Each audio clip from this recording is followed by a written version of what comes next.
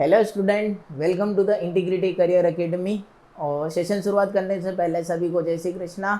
और पता ही आपको क्या चल रहा है, PYQ सीरीज चल रही है। साउ स्क्रीनिंग में जितने भी पुराने टाइप के क्वेश्चन आए हैं चैप्टर हम 1 बाय 1 सारे चैप्टर यहाँ पे डिस्कस कर रहे हैं। तो इससे पहले भी 1-2 चैप्टर हो चुके हैं, केमिस्ट्री के भी डल चुके हैं, फिजिक्स के भी डल चुके हैं ना। तो बाकी सारे सब्जेक्ट के भी 1 बाय 1 सारे chapter to wise PYQ series आ रही है। धीरे धीरे हम एक एक चैप्टर पे वीडियो अपलोड कर रहे हैं। तो आगे शायद आपने अगर पुराने चैप्टर के वीडियो नहीं देखे हैं तो आप चैनल पे जाके लिंक वहाँ जाके आप पुराने वीडियो भी देख सकते हो, है ना। तो शुरुआत करते हैं हमारे नए चैप्टर की, PYQ सीरीज की। अगला चैप्टर कौन सा है हमारा? साउंड है ना। देखो, साउंड एक बहुत ही इजी चैप्टर है। भले इसमें क्वेश्चन थोड़े बहुत एवरेज जो है वो कम आएंगे, पर जितने आएंगे वो आपके प्लस पॉइंट है। प्लस पॉइंट है इन द सेंस बाकी क्वेश्चन के कंपैरिजन में जो इसकी जो डिफिकल्टीज है वो कम होगी, है ना। क्योंकि जैसे आपका इलेक्ट्रिसिटी हो गया, मोशन हो गया, NLM हो गया, इनमें क्वेश्चन की लेवल की जो डिफिकल्टी होगी वो ज़्यादा होगी, है ना। तो साउंड में भले ही कम आए पर एक जितने क्वेश्चन आएंगे वो आपके कितने आएंगे? प्लस पॉइंट में आएंगे। मतलब आप इजी उसको कर सकते हो, है ना। तो क्या करेंगे हम? 1 बाय 1 सारे क्वेश्चन डिस्कस करेंगे। ये रहा आपकी स्क्रीन पे कौन सा पहला क्वेश्चन जो भी आया था। क्वेश्चन नंबर फर्स्ट पढ़ो। The wavelength is the linear distance between the wavelength पूछा है इन्होंने, है ना। वेवलेंथ आपको पता है क्या होता है? क्या होता है वेवलेंथ? एक कंप्लीट वेव की लेंथ। जैसे मैं बात कर दूं, एक हमारे पास एक वेव है ना। एक वेव को आप इसे बना रहे हो तो इसमें क्या होगा? ये तो क्या होगा?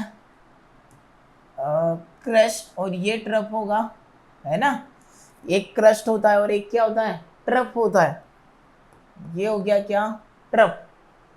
तो एक क्रस्ट और एक ट्रफ, और फिर अगर ये यही वेव आगे बढ़ेगी तो ये सेकंड क्रस्ट आएगा, है ना। तो वेवलेंथ की जो डेफिनेशन होती है, आप क्या दोगे? या तो एक कंप्लीट वेव की लेंथ, जैसे यहाँ से शुरुआत करी वापस वो सेम पेज में जहाँ तक नहीं आ जाती। जैसे यहाँ से शुरुआत करी, यहाँ आने के बाद फिर वो उसी पेज में आ गई जहाँ से वो उसने शुरुआत करी थी। तो हम बोल सकते हैं यहाँ तक उसने एक कंप्लीट वेव क्या कर ली है? कंप्लीट कर ली है ना। तो आप इसकी डिस्टेंस को भी एक वेवलेंथ बोल सकते हो। और वेवलेंथ को हम किससे डिनोट करते हैं? लेमड़ा से डिनोट करते हैं ना। वेवलेंथ को किससे डिनोट करते हैं हम? लेमड़ा से डिनोट करते हैं,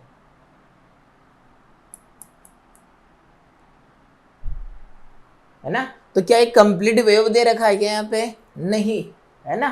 तो और आगे पढ़ो, क्योंकि वेवलेंथ की डेफिनेशन है ना 3 या 4 डेफिनेशन आ सकती है। कैसे?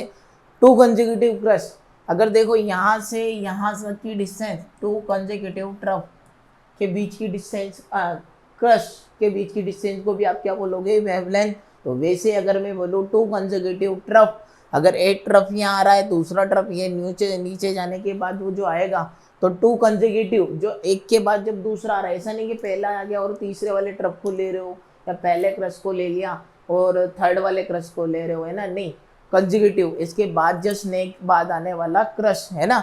तो एक दोनों क्रस्ट के बीच की डिस्टेंस या 2 कंसेक्यूटिव ट्रफ के बीच की डिस्टेंस। वैसे ही है अगर ट्रांसवर्स वेव है, अगर आप कौन सी वेव लोगे? लॉन्गिट्यूडनल वेव लोगे। तो लॉन्गिट्यूडनल वेव में क्या बनते हैं आपको पता ही होगा? कंप्रेशन एंड रेरफैक्शन बनते हैं। तो 2 कंसेक्यूटिव कंप्रेशन के बीच की डिस्टेंस, जिसे ये क्या आएगा? कंप्रेशन। फिर आएंगे आपके क्या? रेयरफैक्शन। फिर आएंगे क्या? कंप्रेशन। फिर आएंगे क्या? रेयरफैक्शन। फिर आएंगे क्या? कंप्रेशन, है ना। तो जहां जहां पे जो है कंप्रेशन, जो वाइब्रेशन है वो पास पास में हो रहे हैं, इसको आप बोलोगे क्या? कंप्रेशन। ये तीनों क्या है? कंप्रेशन। और ये क्या है? रेयरफैक्शन। तो आप बोल सकते हो कि 2 कंसेक्यूटिव कंप्रेशन के बीच की डिस्टेंस या 2 कंसेक्यूटिव रेयरफैक्शन के बीच की डिस्टेंस को भी आप क्या बोलोगे? वेवलेंथ बोलोगे, है ना। तो वेवलेंथ की आपके पास 5 डेफिनेशन हो चुकी है। कैसी? एक कंप्लीट वेव की डिस्टेंस फर्स्ट, दूसरी जो 2 consecutive crest, third 2 consecutive trough, fourth 2 consecutive compression, 5 2 consecutive rarefaction. इन सब को आप बोलोगे क्या? एक वेवलेंथ बोलोगे और वेवलेंथ को हम लेमड़ा से डिनोट करते हैं। तो आइए ऑप्शन पढ़ते हैं हम। देखो टू कंसेक्यूटिव कंप्रेशन, क्या टू कंसेक्यूटिव कंप्रेशन के बीच की जो डिस्टेंस होती है वेवलेंथ होती है? हाँ सही है, करेक्ट है। हमारा पहला वाला जो ऑप्शन है ये कैसा दे रखा है? करेक्ट दे रखा है ना। टू कंसेक्यूटिव रेयरफैक्शन, तो टू कंसेक्यूटिव रेयरफैक्शन को भी आप वेवलेंथ बोलते हो क्या? ये भी करेक्ट है। One compression and one rarefaction, क्या आप ये एक सी और यहाँ तक की डिस्टेंस इसको वेवलेंथ बोलोगे क्या? नहीं, ये वेवलेंथ नहीं है, ये वेवलेंथ का हाफ बोल सकते हो आप, लेमड़ा बाई 2 है ना। तो ये एक कंप्लीट वेवलेंथ तो नहीं हुई, ये हाफ कंप्लीट वेवलेंथ है, मतलब हाफ वेवलेंथ आप बोल सकते हो इसको। तो ये वाला ऑप्शन हमारा क्या हो जाएगा? रॉन्ग। और फोर्थ वाला क्या दे रखा है? बोथ 1 and 2, तो हमारा एक्चुअल आंसर जो हो जाएगा वो क्या होगा? फोर्थ वाला एक्चुअल आंसर जो है हमारा क्या हो जाएगा? करेक्ट हो जाएगा, है ना। फोर्थ वाला इन देखो ये क्या दे रखा है? फर्स्ट वाला भी सही है, सेकंड वाला भी सही है, थर्ड वाला गलत है, तो हमारा ऑप्शन जो है कौन सा सही होगा? फोर्थ वाला सही होगा, है ना। इजी क्वेश्चन है। अगला क्वेश्चन ये क्या दे रखी है? टेबल दे रखी है ना। देखो match the column first and column second कब आया था? ये 2017 में क्वेश्चन नंबर 26 है ना, इवनिंग बेस में आया था ये। इधर देखो कॉलम फर्स्ट में दे रखे ट्रांसवर्स वेव, अल्ट्रासाउंड, इंफ्रासाउंड और ऑडिएबल फ्रीक्वेंसी। ये तो हम छोटी क्लास से ही पढ़ते आ रहे हैं। क्या ऑडिएबल क्या होता है? वो फ्रीक्वेंसी रेंज साउंड की जो आप जिस साउंड को आप सुन सकते हो, है ना। और ये जो साउंड होता है कहाँ कौन सी रेंज के बीच में होता है? 20 हर्ट्ज टू 20,000 हर्ट्ज के बीच में, है ना। तो ऑडिएबल जो है 20 to 20,000 किस में दे रखा है आपका? ये सेकंड वाले में दे रखा है ना, 20 to 20,000 हर्ट्ज। अब जो भी साउंड आपको सुनाई देता है ना, वो सारे के सारे साउंड जो है वो किसके बीच में होते हैं? 20 to 20,000 साउंड के बीच में होते हैं, हर्ट्ज के होते हैं। तो और कभी कभी 20,000 को 20 के हर्ट्ज भी लिखा जाता है ना। इंफ्रासाउंड जो 20 हर्ट्ज से लेस देन होता है, अल्ट्रासाउंड जो 20,000 हर्ट्ज से ग्रेटर देन होता है। देखो इससे नीचे वाली रेंज इंफ्रा और इससे ऊपर वाली रेंज उसको आप क्या बोलोगे? अल्ट्रासाउंड, है ना। तो देखो इंफ्रा लेस देन 20 हर्ट्ज किस में आ रहा है?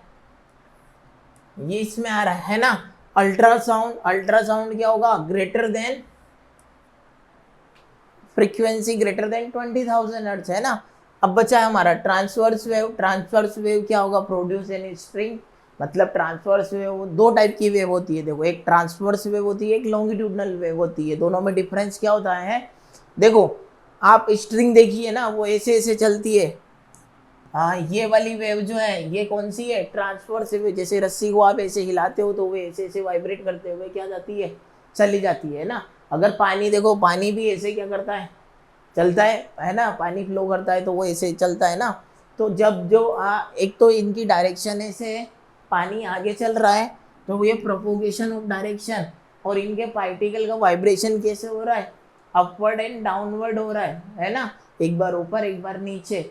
तो अगर पार्टिकल का वाइब्रेशन उसकी प्रोपोगेशन ऑफ डायरेक्शन के क्या हो? परपेंडिकुलर हो, डायरेक्शन ऐसे है चलने की और वाइब्रेशन क्या हो रहा है? परपेंडिकुलर हो रहा है, तो उसको आप बोलोगे कौन सी वेव? ट्रांसवर्स वेव बोलोगे, है ना।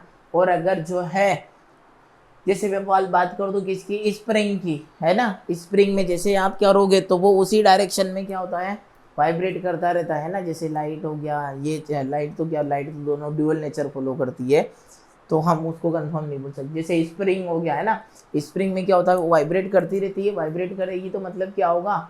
उसकी डायरेक्शन भी सेम है और वाइब्रेशन भी सेम डायरेक्शन में हो रहे हैं, along the direction of motion. जैसे एक स्प्रिंग हुई, है ना। अब जब भी आप ये करेंगे तो ये मोशन इधर उधर होगा, और वाइब्रेशन कंप्रेशन भी इसी डायरेक्शन में होंगे। क्या इसके वर्टिकल इसके परपेंडिकुलर डायरेक्शन में हो रहे हो क्या? नहीं, इसको आप बोलोगे क्या? लॉन्गिट्यूडिनल। और ये ट्रांसवर्स, है ना। तो स्ट्रिंग में जो होता है वो कौन सी वेव होती है? ट्रांसवर्स वेव होती है। तो देख लो आपका आंसर कौन सा आ रहा है।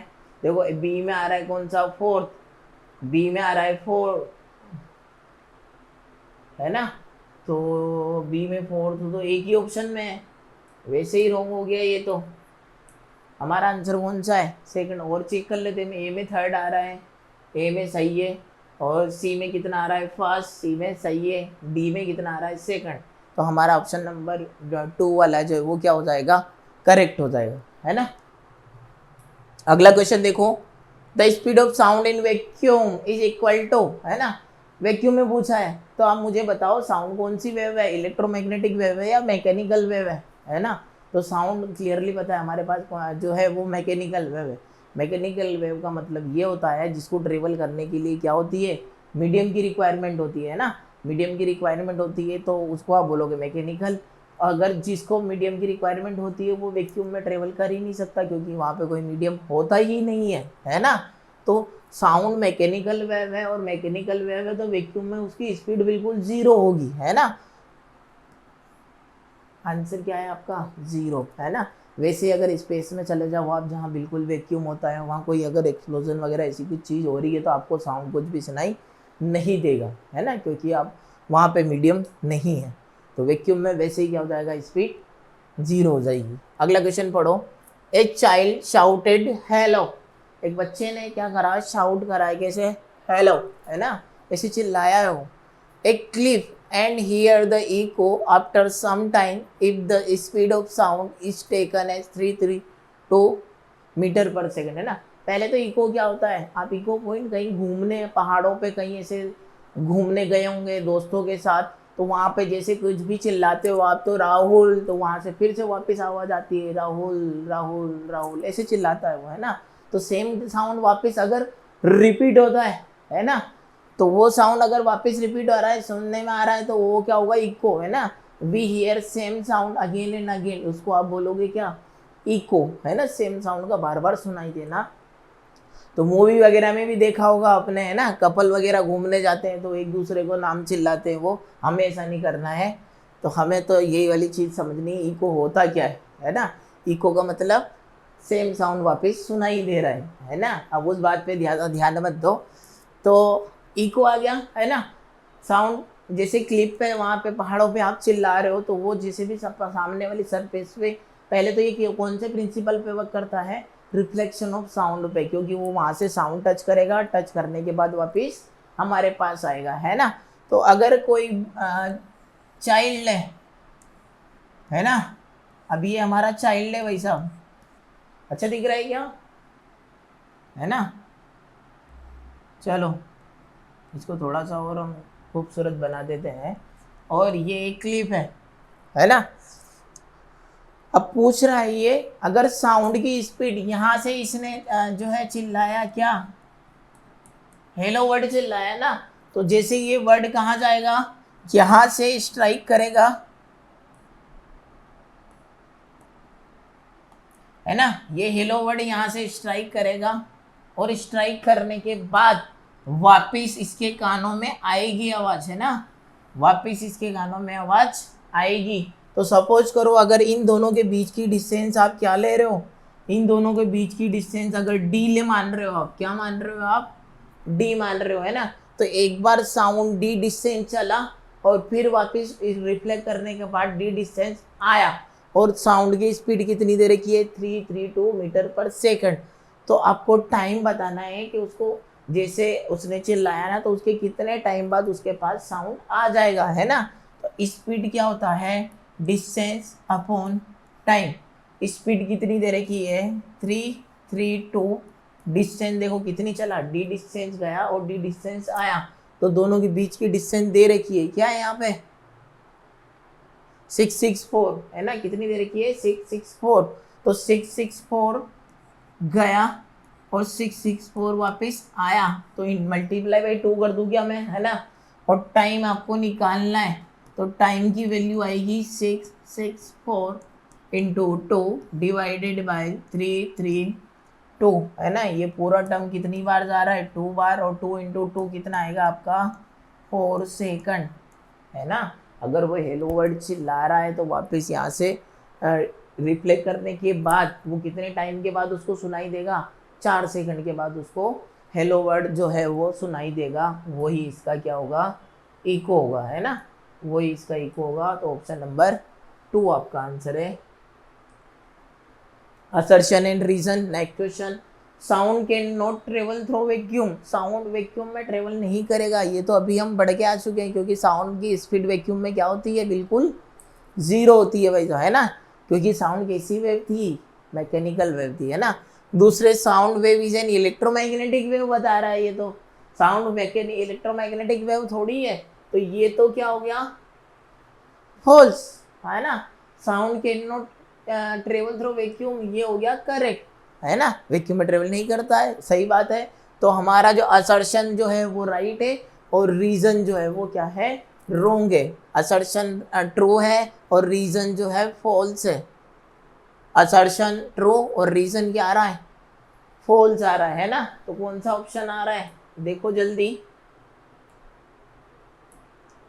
है ना, कौन सा है, ये असर्शन जो है वो क्या आ रहा है, ट्रू, और रीजन जो आ रहा है क्या आ रहा है, फॉल्स, है ना।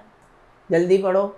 Eco is one of the phenomena of reflection of sound. अभी हमने बात करी थी वो छोटे बच्चे वाले की, वो रिफ्लेक्शन ऑफ साउंड प्रिंसिपल पे वर्क करता है।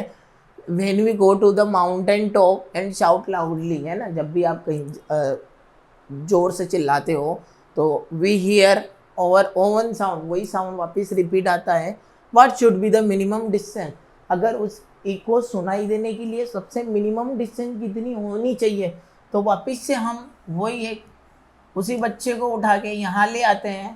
पहले वो वहाँ चिल्ला रहा था, अब की बार ये यहाँ चिल्लाएगा, और चिल्लाएगा जरूर, है ना, बच्चा है भैया, चिल्लाएगा, आप भी बच्चे ही हो,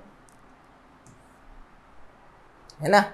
तो ये हमको मिनिमम डिस्टेंस निकालना है। सपोज करो इन दोनों के बीच की जो डिस्टेंस है हम कितनी मान रहे हैं, डी। स्पीड दे रखी है उन्होंने कितनी, साउंड की 340 मीटर पर सेकंड, वेलोसिटी दे रखी है 340 मीटर पर सेकंड, है ना। तो क्या मैं बोल दूँ स्पीड क्या होता है, अभी हमने पढ़ा था डिस्टेंस अपॉन टाइम।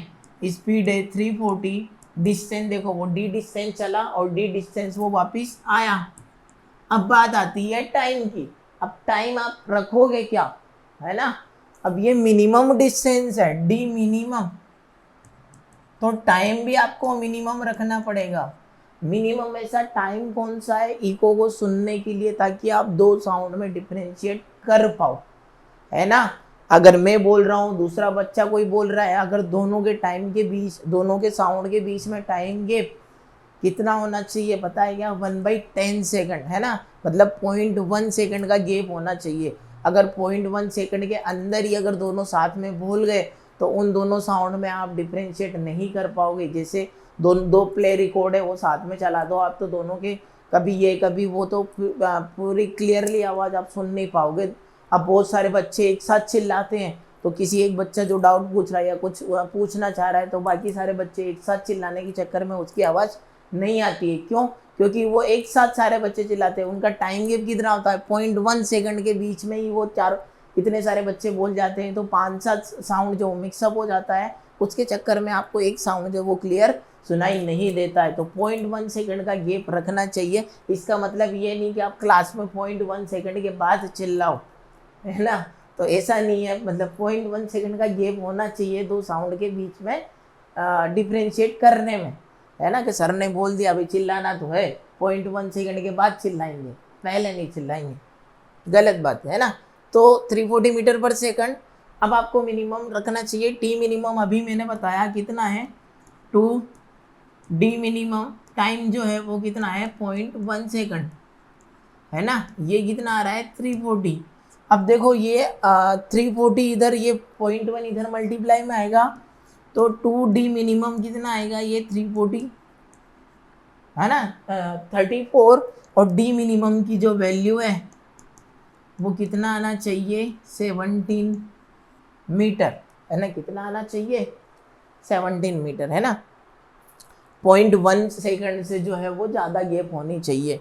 तो जो डी मिनिमम, जो डी डिस्टेंस है वो मिनिमम कितनी होनी चाहिए, डी। अगर मैं बोल दूँ डी, तो D should be greater than और इक्वल टू 17 मीटर। और हियरिंग है इको, है ना, तो वो या तो इक्वल होना चाहिए या इससे ज़्यादा होना चाहिए, है ना, तभी आपको क्या सुनाई देगा, इको सुनाई देगा। ये मिनिमम डिस्टेंस है ना, मिनिमम ही डिस्टेंस तो पूछी है। वी हियर मिनिमम डिस्टेंस पूछी है ना, तो क्यों कौन सा आंसर आपका आ रहा है 17 मीटर, देख लो कौन सा ऑप्शन है, 3 ऑप्शन है ना।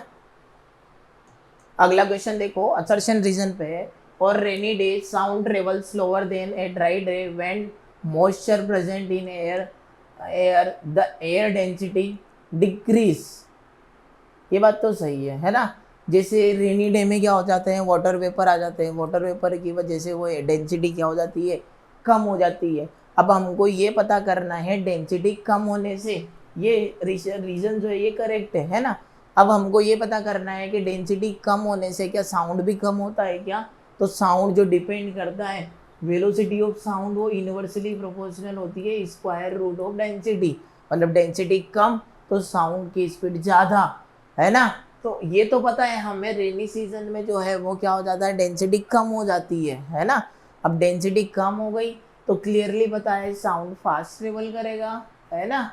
ऑन रेनी सीजन स्लोअर, यहाँ इसने क्या बोल रखा है, वो स्लोअर ट्रेवल करेगा, नहीं, वो स्लोअर की जगह फास्टर ट्रेवल करेगा। क्यों, क्योंकि डेंसिटी के इन्वर्सली प्रोपोर्शनल होगा वो, तो डेंसिटी डिक्रीज हो रही है ये तो हमें कंफर्म पता है, तो डेंसिटी डिक्रीज हो रही है तो वेलोसिटी तो बढ़नी चाहिए, मतलब साउंड तेज स्पीड से मोशन करेगा। तो आपका जो असर्शन है वो रॉन्ग है और रीजन जो है वो क्या है, करेक्ट है। अब किस में दे रखा है, असर्शन जो है वो रॉन्ग है और रीजन जो है वो क्या है, करेक्ट है ना। अगला क्वेश्चन पढ़ो, while travelling from air to water path of sound beam is likely to be which one of the following. अगर साउंड बीम जो है वो कहाँ से कहाँ ट्रेवल कर रही है, एयर से वाटर, एयर होता है आपका रेयर मीडियम और वाटर होता है आपका डेंसर मीडियम। डेंसर मीडियम में लाइट की स्पीड कम हो जाती है, लाइट की अब क्लियरली पता है हमें रिफ्रैक्शन ऑफ लाइट वगैरह इसे चैप्टर में पढ़ा होगा, जब लाइट इंटर करती है रेयर से डेंसर तो वो टुवर्ड द नॉर्मल की तरफ क्या हो जाती है, बेंड हो जाती है। तो हमारा ऑप्शन तो वैसे क्लियर दिख रहा है, कौन सा, फर्स्ट वाला। देखो ये इसमें देखो बिना बेंड हुए सीधे निकल गई, ये नॉर्मल से दूर हट रही है, और ये तो पता नहीं कौन सा ही अलग से ही लॉजिक लगा रहे हैं। तो हमारा कौन सा आ रहा है, ये option number first answer correct होगा, है ना। क्योंकि वो रेयर से कहाँ ट्रेवल कर रहा है, डेंसर मीडियम में। तो ये तो हमने बहुत अच्छे से पढ़ा है कि डेंसर में आती है तो वो नॉर्मल की तरफ क्या हो जाती है, बैंड, क्योंकि उसकी स्पीड डिक्रीज हो जाती है ना। When the Titan the string of guitar it's pitch पूछी है, पिच होती क्या है सबसे पहले, है ना, कौन कितना ज़्यादा तीखी आवाज़ निकाल रहा है ना। अब जैसे एक कुत्ते का बच्चा या पिल्ला हो गया और कुत्ता भौंक रहा है बहुत जोर से, पिल्ला कितनी तीखी आवाज़ निकालता है ना। छोटा बच्चा देख लो जब वो रोता है तो कितनी तीखी आवाज़ निकालता है। तो जो तीखी आवाज़ जो निकलती है वो होती है हाई पिच, और जो मोटी आवाज़ होती है वो होती है लो पिच। अगर मैं बोल दूं जो अगर गर्ल्स या वुमन की आवाज़ होती है वो हाई पिच होती है, और मेंस की आवाज़ या बॉय की आवाज़ जो बॉयज़ की आवाज़ रहती है वो कैसी रहती है, लो पिच होती है ना। तो आप इसमें क्लियरली पता करोगे। अब हाई पिच किस पे डिपेंड करती है, उसके फ्रीक्वेंसी पे, और फ्रीक्वेंसी क्या होती है, number of vibration in 1 second. अगर जितने ज़्यादा वाइब्रेशन होंगे उतनी ज़्यादा फ्रीक्वेंसी, और जितनी ज़्यादा फ्रीक्वेंसी उतनी ज़्यादा उसकी पिच, है ना। तो आप क्लियरली बताओ, अगर एक स्ट्रिंग है उसको और ज़्यादा टाइट करोगे आप तो वाइब्रेशन जो पहले हो रहे थे अब टाइट करने के बाद उसके वाइब्रेशन बढ़ जाएंगे या कम होंगे, टाइट करने के बाद, है ना, उसके वाइब्रेशन और ज़्यादा बढ़ जाएंगे। वाइब्रेशन बढ़ गए मतलब फ्रीक्वेंसी बढ़ गई, फ्रीक्वेंसी बढ़ गई मतलब इनडायरेक्टली उसकी पिच भी बढ़ गई, है ना। तो अगर स्प्रिंग, तो आप क्या कर रहे हो, व्हेन द टाइटन, है ना, तो string of guitar the pitch वो भी क्या हो जाएगी, इंक्रीज हो जाएगी, है ना। अगला क्वेश्चन है, in uniform rope of length L and mass M1 hangs vertically from a rigid support. अगर कोई भी मास दे रखा है क्या, एक रिजिड सपोर्ट से एक लेंथ L है इसकी, और मास कितना इसका M1, यहाँ से एक आप ब्लॉक लगा रहे हो कौन सा, M2, है ना, M2 to the end of the rope. A transverse pulse of wavelength lambda is produce at lower end of the rope, है ना। अगर क्या हो रहा है, वो ट्रांसवर्स वेव पढ़ाई हमने, वो वैसी वाली वेव, है ना, जो जिसके वाइब्रेशन क्या होते हैं, परपेंडिकुलर होते हैं, प्रोड्यूस होती है of lower end of wavelength of the rope of rope when it reach top of rope is lambda 2। अगर यहाँ पे अगर लैम्बडा 1 ये हुई है तो आपको लैम्बडा 2, अगर यहाँ पे जो वेवलेंथ आ रही है वो कितनी आ रही है लैम्बडा 1, और जब ये वेव यहाँ पे पहुँचती है तो लैम्बडा 2 हो जाती है। तो आपको लैम्बडा 2 अपॉन लैम्बडा 1 का रेशो बताना है। तो वेलोसिटी हमें पता है क्या होता है, फ्रीक्वेंसी इंटू लैम्बडा होता है। जितनी ज़्यादा फ्रीक्वेंसी नहीं, जितना ज़्यादा वेवलेंथ उतनी ज़्यादा उसकी वेलोसिटी होगी, क्योंकि फ्रीक्वेंसी कभी भी चेंज नहीं होती है, ये कांस्टेंट रहती है।